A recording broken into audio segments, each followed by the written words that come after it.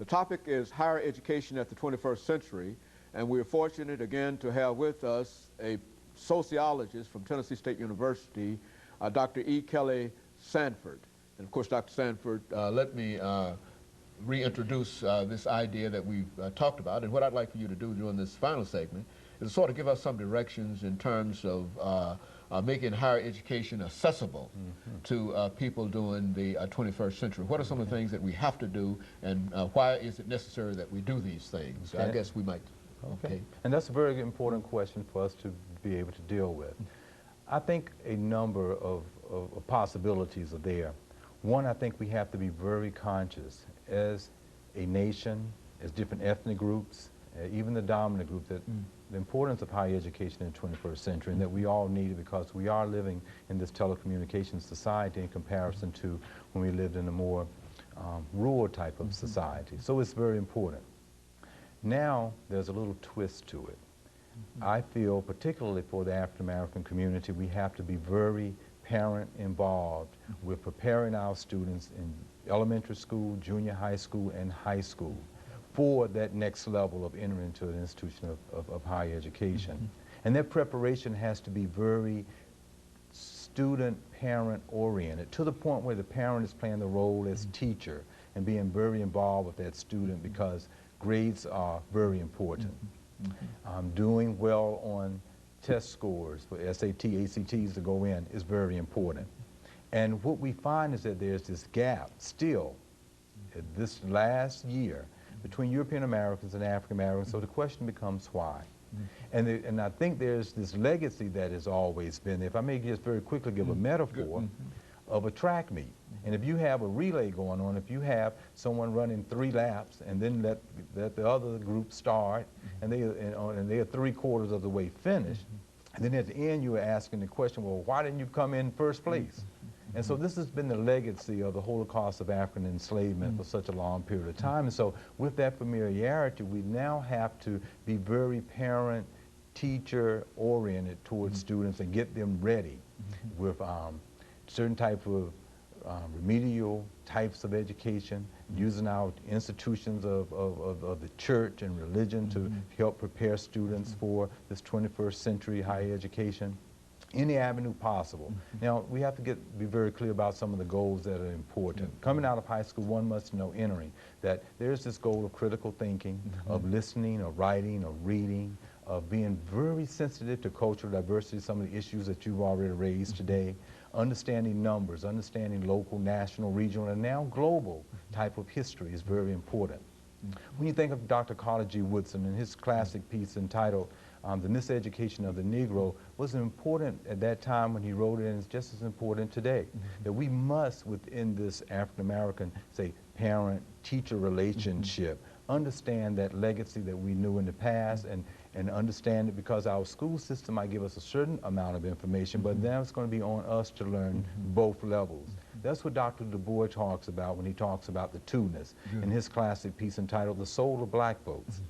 We have to be both American and African American. So when you think about Dr. L. Adid's classic piece at Tennessee State University and his contribution for the African American Studies Department, that is there as an infrastructure, if you will, to help students to recapture this legacy of this history and become whole people again as they enter into an institution of higher learning. So it's very important. You know, you mentioned the fact of the parent-student kind of involvement. Yes. But now, what would happen to those young people? What about those young people who really don't have that kind of parental involvement?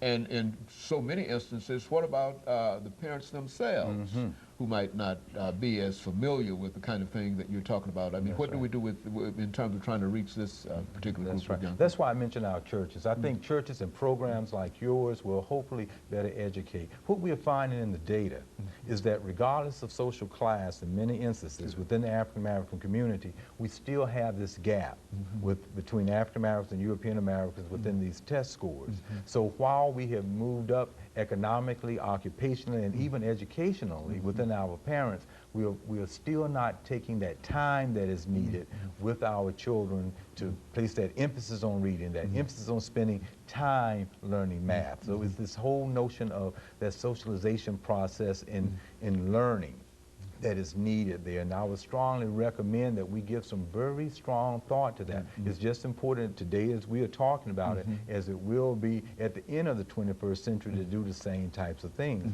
Now, that said, the African American community has always valued education. You know, from an earlier time period when we were enslaved, that mother and father always felt that that next generation would be better. So that's always been a strong value. But now we are dealing with some, in this telecommunications society, a point in time where we have to be very conscious of that we need to be very in tune as far as parent being a teacher and teachers being teachers and helping students to learn these new goals and objectives as far as higher education is concerned. So I hope that our churches can be very important. You know, talk shows like this to have educators to come in and to talk about it. Hopefully the churches can come up with innovative programs to help even pre-kindergartners start to learn about this all the way up to college, and they're ready and they're prepared.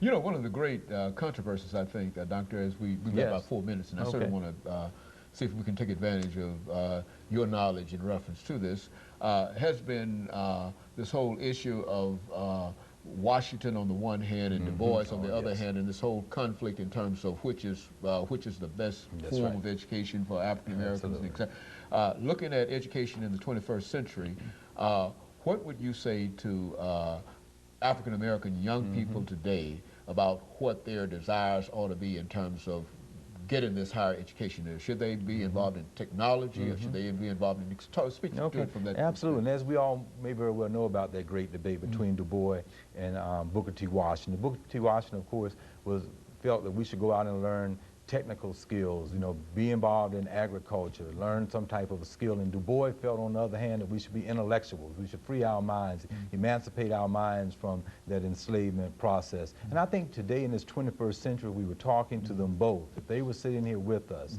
I think they would agree that we need both.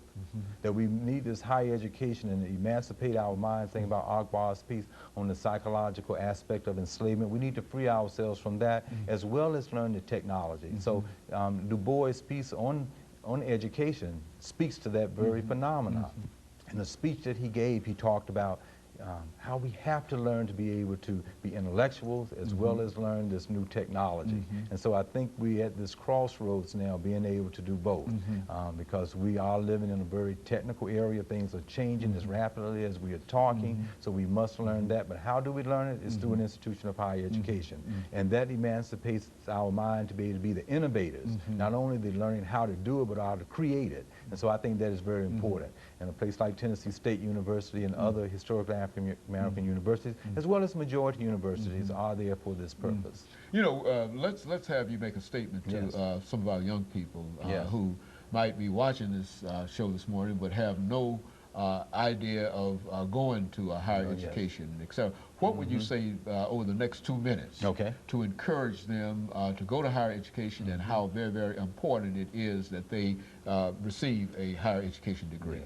Now, I think you raise a very important question. We think sociologically in terms of deferred gratification and immediate gratification. And when you defer your gratification, you're talking about giving up some of the material things you might want to have coming out of high school and going into an institution of higher learning, getting that degree, learning from every class that you are taking, majoring in something, and when you come out, your income and opportunities will be far more than they would have been if you had just stayed in high school and finished. You will make more, you have a much more opportunity to make double or triple the amount, and then possibly go on and get a master's degree or PhD. So I encourage all young people to think in terms of continuing their education in any area, but to continue. That's the important thing. And what would you say to that small group that might wish to do so? Might have the SATs and et cetera, but somehow feel that they don't have the financial resources to do so. Is there some resource for them? Absolutely. I think in this day and age, you can always find some type of resources through scholarships, through other types of funds after you work studies, teaching assistantships after you get at the institution. There are always innovative ways of doing it, and I would like to encourage you again to go, because the legacy of Harriet Tubman, of Frederick Douglass, and all that came before us wanted us to have this opportunity, so now we have to take advantage of it. If they've got the ability and the desire, you're telling them that they can find some kind of financial resources so that they might be able to compete in higher education. Absolutely. Is that what we're saying? That's what we are saying.